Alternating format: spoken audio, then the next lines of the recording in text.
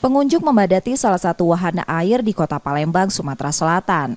Pengunjung sudah memadati wisata air ini sejak pagi. Mereka sengaja berlibur ke lokasi ini karena menyenangkan menghabiskan libur Natal.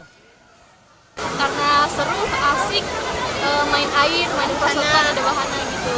Ya, kadang-kadang di sini. 70% pengunjung didominasi anak-anak dan 30% selebihnya remaja dan dewasa.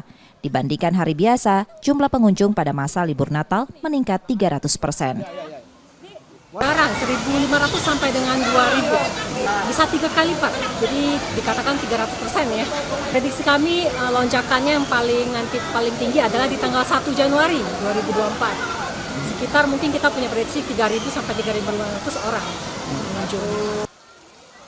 Sejumlah wahana pun ditambah dengan permainan-permainan baru untuk memanjakan pengunjung agar nyaman dan aman berlibur di lokasi ini.